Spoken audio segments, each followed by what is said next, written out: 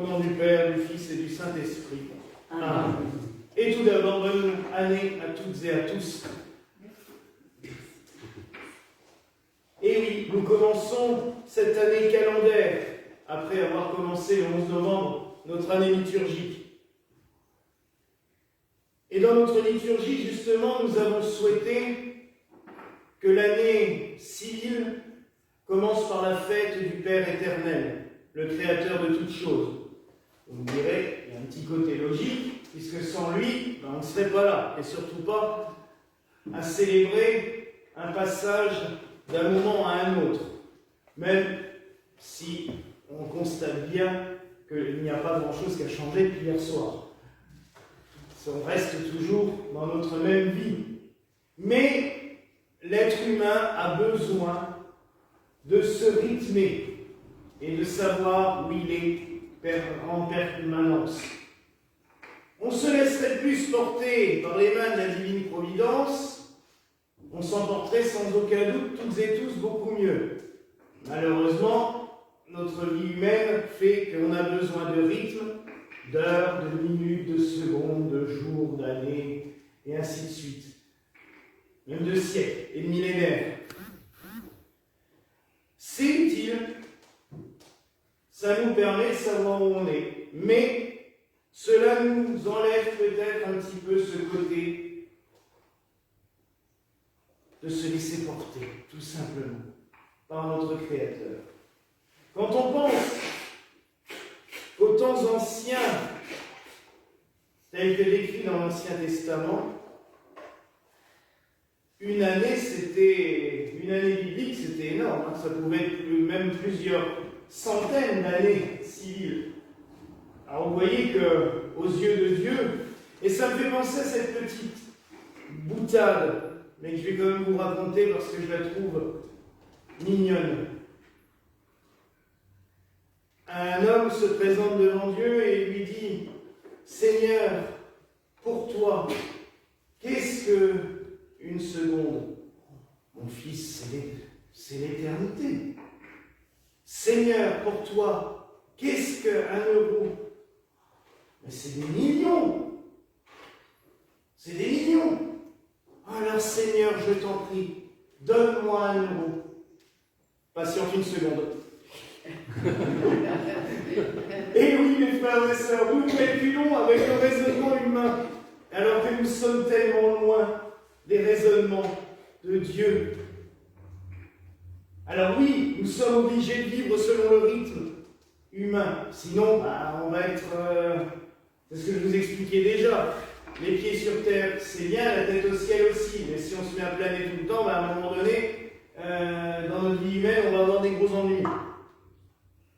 Et l'inverse aussi, si on est trop dans l'humain et qu'on oublie là-haut, ça coince, ça bloque.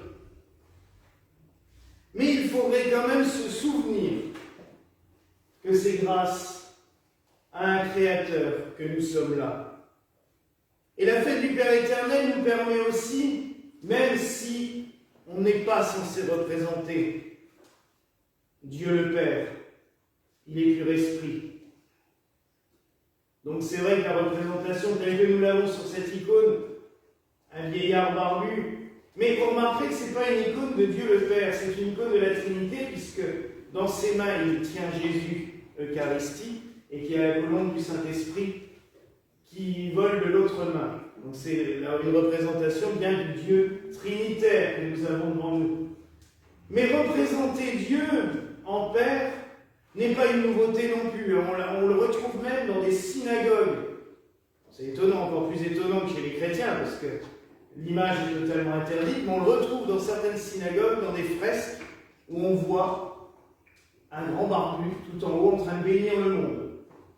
On le retrouve aussi dans certaines icônes orthodoxes, pas souvent canoniques, mais dans les églises orthodoxes, on en retrouve notamment en Roumanie. Pourquoi représenter le Père comme ça? Peut-être parce que tout simplement c'était plus évident pour nous de comprendre. Et ça nous permet aussi de sortir de cette image terrible où on nous a présenté Dieu pendant des siècles. Malheureusement, même le christianisme a été totalement possédé par la vision païenne du Dieu Tout-Puissant.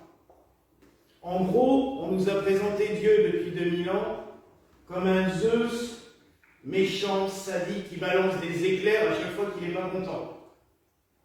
Et c'est vrai, regardez dans n'importe quel film récent, quand il y a un contact avec Dieu, ça finit toujours par un coup de tonnerre ou un éclair qui dégringole quand il est en colère. Pour preuve, même dans les Don Camillo. On a encore regardé la semaine dernière, Dieu parle très normalement avec Don Camillo, mais quand il est en colère, qu'est-ce qu'il fait? Il lui balance la foudre. Boum! Eh oui. Dans notre imaginaire collectif depuis 2000 ans, Dieu est un bonhomme méchant, assis sur son trône, sur son petit nuage, qui fait des colères. Une autre chose qui m'a toujours personnellement révolté, c'est quand je lis les annonces de décès. Il a plu à Dieu de rappeler à lui. Comme si Dieu le Père se levait le matin, prenait son livre et disait, bon bah, aujourd'hui, un tel, piou, fini. Mais non, c'est pas ça. Dieu le Père est aimant, c'est pas un démiurge qu'il plaise à Dieu d'accueillir en son paradis celui qui est mort, je l'espère bien, on prie pour cela. Mais il ne plaît pas à Dieu de claquer dans les doigts tous les matins et de tuer tant et tant de personnes. Pareil, ceux qui nous le disent, et ils sont nombreux aussi, Dieu, de toute façon, il décide de tout, on doit suivre.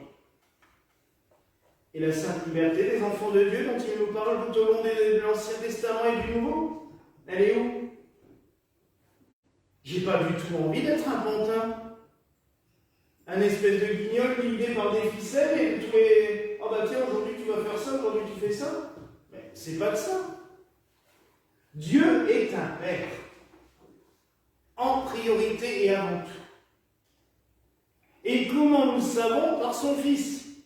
Jésus-Christ qui nous a révélé que Dieu justement n'était pas tout ce qu'on s'imaginait pendant des siècles, mais que c'était un Père aimant. Un Père qui nous met face à nos responsabilités. Un Père qui veut que nous autres humains, nous grandissions et nous devenions des adultes face à lui. Il nous laisse même faire nos propres expériences. Souvent, ça ne se passe pas forcément bien. On sait que l'humain a toujours tendance à vouloir aller faire ce qu'il ne faut pas. Mais bon, il nous laisse faire comme les parents vont dire une fois, 2 fois, 3 fois à leurs enfants, fais pas ça. Puis bon, quand la 4e fois ça fait boum, voilà, c'est fait. Je t'avais prévenu. Je te l'avais dit. Dieu n'est pas méchant, n'est pas sadique. C'est une énormité quand j'entends des choses pareilles. Mais c'est vrai que ça a été très utile pendant longtemps de faire passer Dieu pour un méchant. Ah, la peur de Dieu. Qu'est-ce qu'on a pu faire comme chose aux gens en leur faisant peur? Mais même en Alsace, il y a encore 20 ou 30 ans, les grands-mères. Si t'es pas sage, Dieu va te punir. Aïe, aïe, aïe, aïe. Comment voulez-vous que des enfants, plus tard des adultes, aient envie d'aller à l'église quand on leur a bassiné toute leur enfance? Dieu va te punir. Waouh! Vous avez un prof méchant ou un prof qui vous a tapé dessus, comme à l'époque à Vincennes, quand il nous filait des coups de... Vous croyez franchement, 30 ans après, j'aurais envie d'aller les voir? Non. Ben là, c'est pareil. Si pendant toute votre enfance, on vous a bassiné, Dieu va te punir, eh ben... Et puis c'est totalement en opposition avec les textes. L'évangile est d'une clarté limpide. Quand le Christ nous dit Dieu est miséricordieux, il pardonne, il vous aime, c'est bien la preuve qu'il ne va pas nous punir et nous balancer un éclair à chaque fois qu'on... Alors oui, de temps en temps, il nous rappelle à l'ordre par un moyen ou un autre en disant bon, t'as pas encore compris. Ça fait 20 ans que tu me fais le même coup, plusieurs fois par an, et tu continues, tu t'enfonces toujours dans cette erreur. Bien, allez, stop. Mais on est libre. La sainte liberté des enfants de Dieu. Ça, c'est une phrase, moi, qui m'a marqué depuis 25 ans. Parce qu'on l'a dans la grande liturgie gallicale. Et cette phrase, elle m'a toujours marqué. Je me suis dit, ben oui, il m'a toujours laissé libre. J'ai toujours le choix. Il nous guide, il nous conduit sur des chemins, comme le dit le psaume 23, mais j'ai toujours la possibilité de m'en éloigner. Ce ne sera pas forcément bon pour moi, mais je ne suis pas cadenassé, je ne suis pas en laisse, je ne suis pas attaché à des ficelles. C'est ça aussi que cette fête du Père éternel de nous rappeler, de nous dire que nous sommes sous la protection, sous la bénédiction d'un Dieu qui s'offre, qui est tout amour pour nous. Et justement, pour qu'on le comprenne mieux, qu'on le conçoive mieux, il nous a même donné son Fils. Il nous l'a offert. Et on voit ce qu'on en a fait. Il nous l'a donné pour qu'on le connaisse mieux. Pour connaître Dieu le Père, il n'y a pas 50 solutions.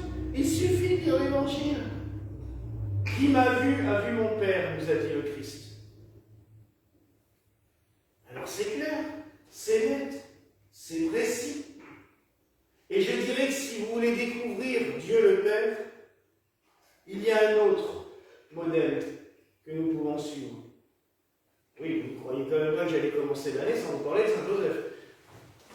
Saint Joseph est appelé l'ombre du Père. Un Père qui est là, vigilant, veillant. On ne l'entend pas. Joseph le silencieux, c'est vrai, on ne l'entend pas. Et pourtant, plusieurs fois, il aurait pu piquer les colères dans l'Évangile, quand on voit tout ce qu'il supporte. Mais non. Mais il est là, présent. Ben, Dieu le Père, c'est ça. Il ne va pas forcément nous parler du matin au soir. Le buisson ardent comme à Moïse, ce n'est pas donné à tout le monde. Puis déjà, je ne sais pas quelle tête on ferait si on se retrouvait face au feu divin du buisson ardent. Hein. Donc ce n'est pas tous les jours, mais il sait se faire entendre. Il sait nous montrer les choses, il sait nous emmener là où il faut, quand il faut. Tout ce qu'il nous demande, c'est de nous laisser un petit peu porter, de ne pas vouloir jouer les têtus tout le temps. Je vous indique la route. Mais bon, on sait, hein, on a fait pareil avec nos parents. Ils nous disent non, non, non, fais pas ça, et puis on le fait quand même. Même à 43 ans, je peux vous garantir. Il y a des fois, je n'écoute pas. Il y a des fois, j'ai raison, il y a des fois, j'ai pas raison. Mais on fait ça avec Dieu tout le temps. On n'écoute pas. Il ne demande qu'à nous porter, qu'à nous aimer, à nous dire mais voilà, je te donne tout, tout est là. Vas-y. Ah non, mais je préfère aller faire mon. Bon, va faire ton truc. Tu reviendras. Parce que le Père est miséricordieux. C'est pareil que c'est exactement la parabole de l'enfant prodigue. Il nous accueillera toujours, quoi qu'on fasse. Vous savez, cette parabole, le fils part, il dépense tout l'argent de son père, tandis que l'autre, il est resté, il bosse. Il revient des années après, le père abandonne tout. Il laisse son fils là, et il va accueillir, il va faire la fête, viens. L'autre fils râle. Il dit, mais papa, tu te rends pas compte? Lui, il est parti, il a tout dépensé et tu l'accueilles. Mais c'est mon fils comme toi. Et je vous aime. Je résume, mais Saint Philippe Néri avait fait pareil parce qu'il y avait de ses disciples qui avaient aussi pas tellement digéré qu'un autre soir venu après des années. Et que, en fait, le pauvre, il essayait de parler à Saint Philippe Néri. Et Philippe Néri était tellement heureux de retrouver son disciple égaré depuis 15 ans qu'il a un petit peu zappé le pauvre qui venait d'avoir sa thèse. Et il lui a raconté ça, il lui a dit, mais je vous aime autant. Mais là, aujourd'hui, c'est lui qui est de retour. C'est lui qui mérite la grâce. Et pour terminer, là, ça me rappelle quelque chose une discussion que j'ai eue ici, il y a 4 ans. Un monsieur qui venait tout le temps. Il était gentil, mais il parlait pas beaucoup, mais il était toujours dans son coin. Et un dimanche, une paroissienne est revenue après, ça faisait au moins 5 ans qu'on l'avait pas vue. Et je suis allé la voir, je l'ai embrassée, comment tu vas? Comme si, voilà, c'était le réveil. Et il m'a engueulé après la messe. Oui, moi je suis là tous les jours. Je dis oui, mais. Et l'église est ouverte, comme le cœur de Dieu. On vient ou on n'y vient pas. Mais n'importe qui vient doit être accueilli comme un enfant de Dieu. C'est exactement cela. L'Église doit être à l'image du cœur de Dieu, ouverte. Et je terminerai sur cette phrase de Philippe Néri, parce que j'ai commencé à le citer avant, et c'est quelqu'un que j'aime beaucoup. Un jour, son cardinal, comme il était à Rome, donc il dépendait d'un cardinal, lui fait un scandale. De quel droit il y a des gens qui communient chez vous, vous savez pertinemment qu'ils vont pécher encore et encore, et vous leur donnez comme les sacrements. Et Philippe Néri répond alors d'un ton. Oh, mais, Monseigneur, moi je ne sais pas quelle est la différence entre ceux qui sont dignes ou pas dignes de Dieu. Alors dans le doute, j'ouvre la maison à tout le monde. Mais si vous avez dans l'Évangile un passage qui explique qui je dois recevoir et pas recevoir, donnez-moi la référence et je l'appliquerai. Il lui a jamais donné la référence, vous comprenez bien. Mais oui, dans le doute, j'ouvre la maison à tout le monde. Mais c'est exactement ça l'image du cœur de Dieu. Il est ouvert à toutes et tous. Celui qui est là, celui qui n'est pas là. Mais même celui qui n'est pas là, le jour où il approchera de Dieu, il l'accueillera quand même. En lui disant comme à l'enfant prodigue, viens mon fils bien-aimé. Voilà qui est Dieu le Père, notre Créateur. Un Père aimant, un Père qui nous ouvre grand les bras. Alors, qu'est-ce que nous avons à faire? Tout simplement aller nous jeter dans ses bras et nous laisser aimer par lui. Voilà la grâce que je nous souhaite au nom du Père, du Fils et du Saint-Esprit. Amen.